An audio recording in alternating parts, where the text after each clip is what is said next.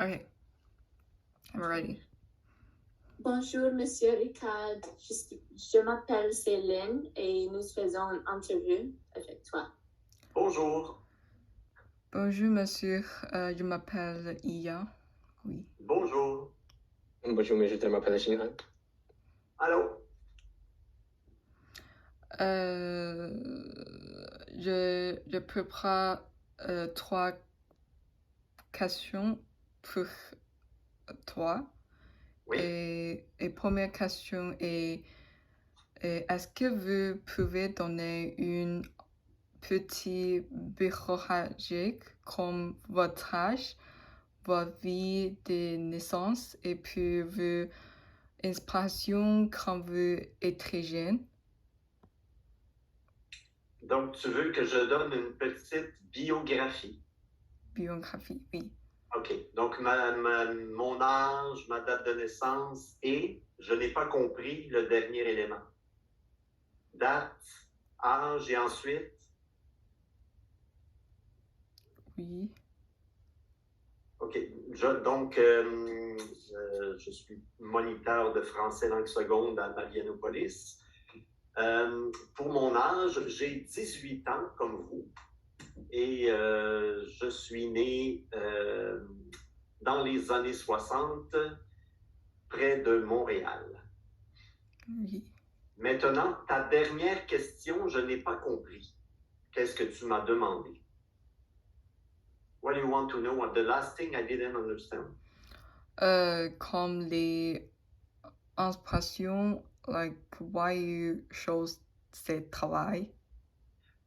OK. Pourquoi j'enseigne le français? J'enseigne le français parce que d'abord, c'est un changement de carrière.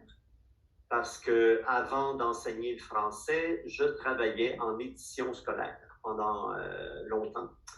Et j'ai voulu changer de travail et j'ai suivi une formation et je suis devenu professeur de français langue seconde parce que j'ai toujours aimé travailler avec la langue française. C'est ma langue maternelle, j'aime beaucoup les mots. J'aime beaucoup la communication et j'ai découvert que j'adorais enseigner. Alors, c'est pour ça que je suis devenu professeur. Ah, c'est intéressant. Et travaillez-vous spécifiquement avec les étudiants du cégep ou les autres étudiants aussi? Je travaille principalement avec les étudiants du cégep, mais j'ai aussi des étudiants qui suivent des cours particuliers avec moi. Ce ne sont pas tous, en fait, ce ne sont pas des étudiants, beaucoup, ce sont des adultes qui ont déjà un travail et qui désirent mieux parler le français parce qu'ils habitent à Montréal et qu'ils trouvent important de bien s'exprimer en français.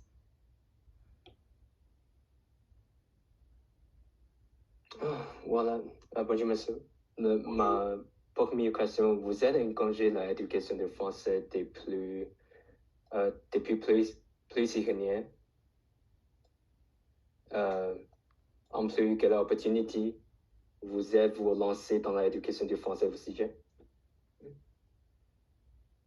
Donc, je suis professeur depuis 7 ans et avant d'enseigner au cégep, j'enseignais dans une école de langue avec des étudiants étrangers. Et avec la pandémie, j'ai changé de travail et depuis l'an dernier, je travaille à Marianopolis. Donc, travailler avec des étudiants de cégep, c'est nouveau pour moi depuis l'année dernière. C'est ma deuxième année. La première année était par Zoom, à distance. Et cette année, je suis content d'enseigner en présentiel. Oui. Merci. Prochaine question.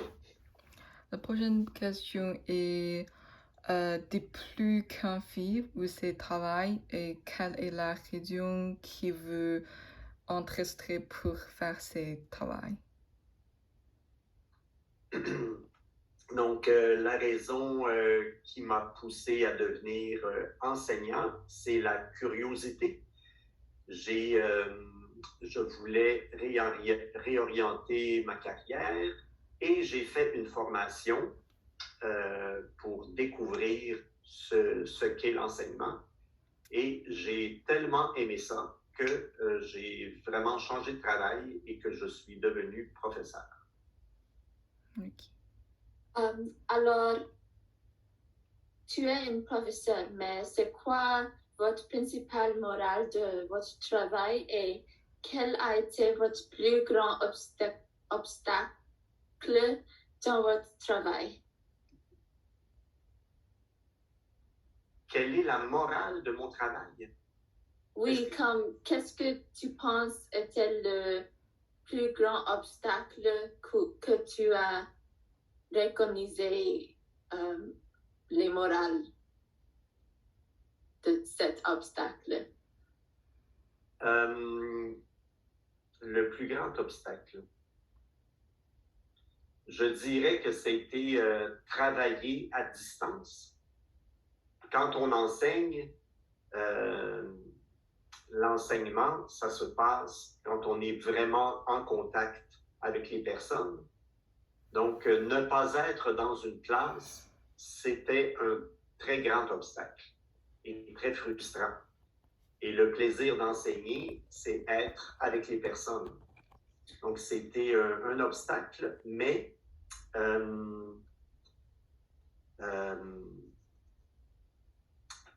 c'était quand même mieux que ne pas enseigner du tout. Donc, j'ai préféré travailler par Zoom plutôt que de ne pas travailler. Oui, je suis d'accord. C'était la moins pire des solutions. Oui, pour les étudiants, c'était comme ça aussi. Exactement. Mieux vaut avoir Zoom pour avoir un cours que de ne pas avoir de cours du tout. Oui. Mais cette année, je suis très content d'être à l'école.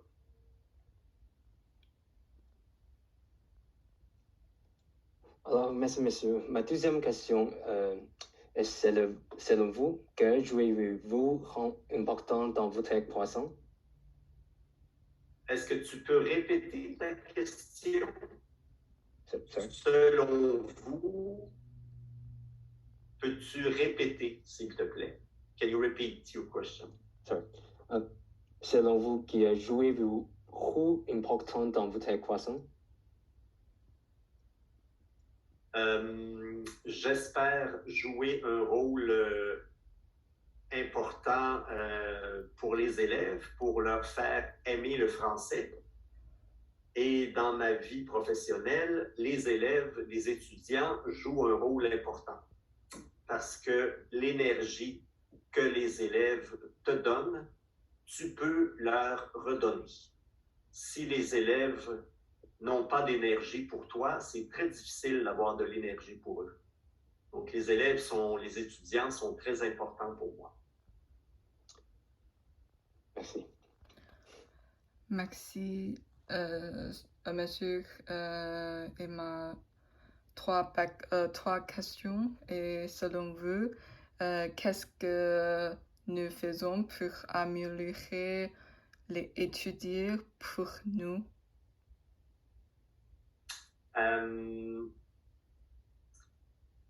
Qu'est-ce que les étudiants peuvent faire pour améliorer leurs études? Pour le français, je vous suggère d'être en contact avec le français le plus souvent possible. Entendre du français un peu tous les jours, parler français un peu tous les jours, c'est ce qui fait faire des progrès. Donc, un peu chaque jour, mais souvent, tous les jours. Et comme ça, vous apprenez vraiment beaucoup plus.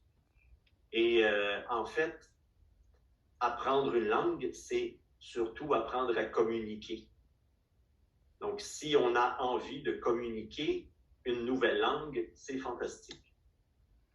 Oui.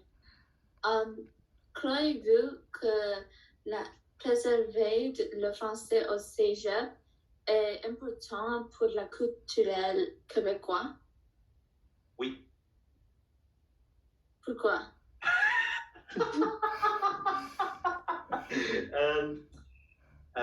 Évidemment, la langue, ce n'est pas seulement un objet utilitaire.